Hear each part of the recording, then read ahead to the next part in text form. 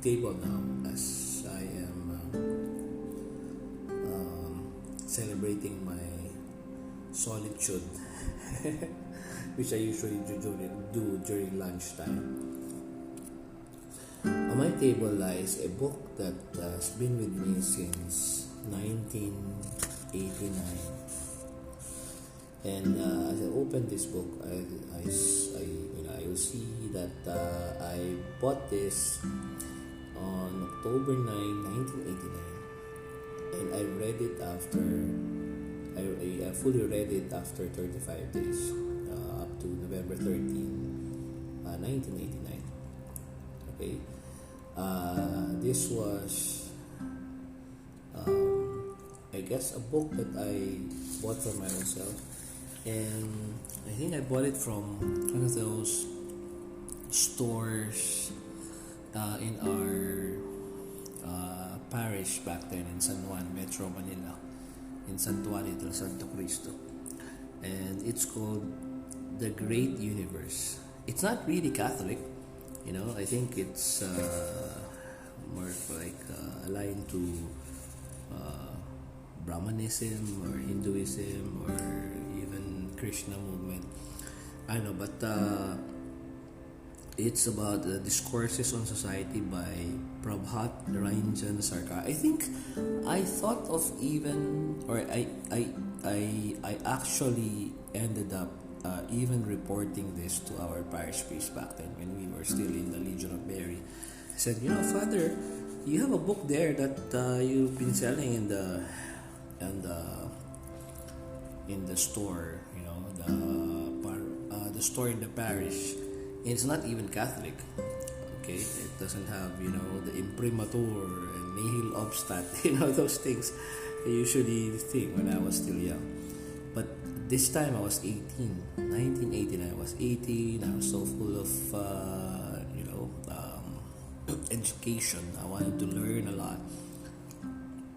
And I remember that my godfather, Ninong priest, parish priest, Father Prol back then said, you have to read everything. I didn't appreciate what he said during that time, but then afterwards, when I saw about the story of Pope John Paul II, the way he would read everything, read about Marx, Das Kapital, Communist Manifesto, all those things that are even attributed as enemies of the faith. Then I realized that, hey, I've been missing a lot.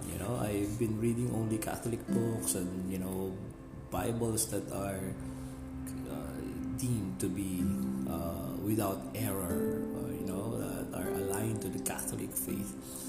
And because of that comment of my Ninong priest, Father Prol, I began reading books from the other religion, and I think this just started it all, and it's been with me for 32 years now. I mean, come to think of it, it seems like yesterday when I started reading it.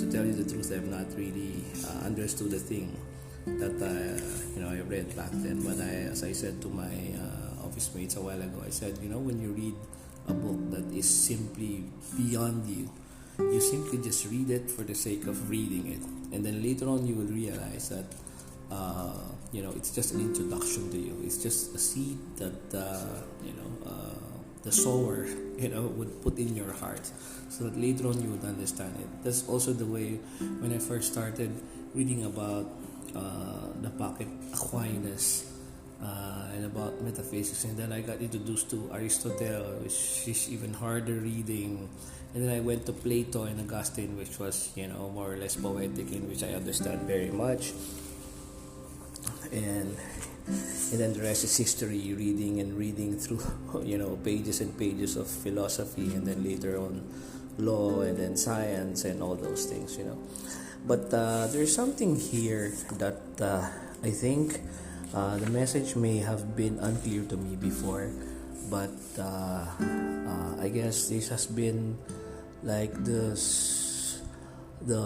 major premise of all my beliefs, the system in my heart. and it's all about the great universe. And there's the first picture. Of course, when you were young, you would just go through the pages, and then there's the first picture, and it seems to be like random dots, and then there's a cluster of dots within the middle, lower middle of the page, and then you look at the captions below. It says, it seems that it's about the ink blots here are stars in the universe. And then you read the caption. It says pretty much what I think believe in my heart through the years. I may have been I may not necessarily have been that true to the words of my faith. I may not have been a good example of that, but I think this is really something that I hold dear to my heart. And I will read it. It says, "You are never alone or helpless. The force that guides the stars guides you too." So it's all about being not alone, not being alone in this universe. This is a great universe, great in the sense that it's immense. The expanse is almost infinite to your eyes. You cannot see the ends of it. And it's a great universe, and you're just very, very small. You seem to be helpless without a thing. You don't know anything. When I first read this, I would tell myself, I don't know anything about anything. And now I started to read it again, and I still tell myself, I don't know anything about anything. The farther one travels, the lesser one knows. That is really what I now realize. So the way I approach things now is that no matter how high you think you have achieved in life, finished doctorate, masters here and there, maybe have made some impact in some people's lives, and directed the destinies of some people, because of what we've been doing, especially in schools, right? But still, at the end, you are just an ignorant fellow. You're just a small heartbeat, that's here now and then gone, after some time, right? And the universe continues.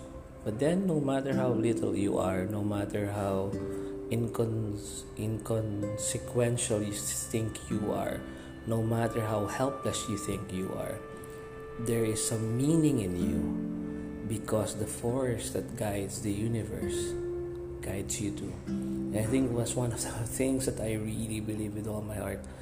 Not that maybe you don't know, you're not sure whether it's a personal kind of force, but then there's something out there.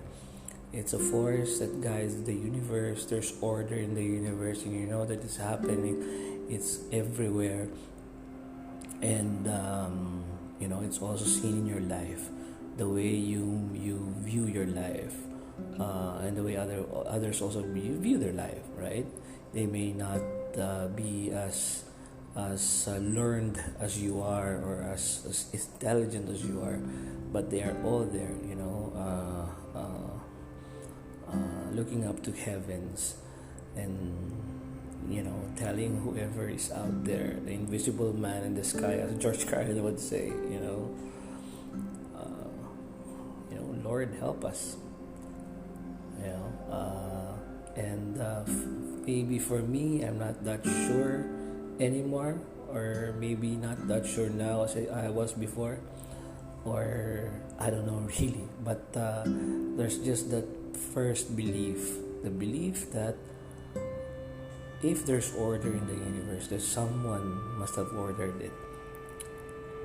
It may be just a random. Is it just a random thing? I don't believe it. I mean, it's beyond imagination that a certain well-ordered universe, just like we have, And you look at the macrocosm of your own body, and even the fundamental particles, the way they evolve, and the way they bump into one another into seeming chaos, but then in the end it produces, I don't know, a human being, a little child who grows up into a beautiful lady who's has dreams and fears of her own, and then later on grows to full bloom, and then becomes a full blown lady, and then eventually goes into her mature life, full mature life, and then becomes old, and then eventually dies. So all these things happen over and over and over again for billions and billions and billions of human beings. And here you are in one corner of the universe, as you're eating the second to the last bread, which I stole from my office mate, lovingly, I would say, to Sir Joey. And you are more or less at peace that if there is a reason for every bird that hums into the sky, that chirps into the treetops, if there is a reason to all the planets swirling across the universe, not bumping into one another, if there's a reason for all this, and then there's a reason for all the billions and billions of human beings that existed from the beginning of time, and there must be a reason for your own existence. And no matter what your reason is, you have to believe in all your heart that the force that guides the stars in the great universe guides you too.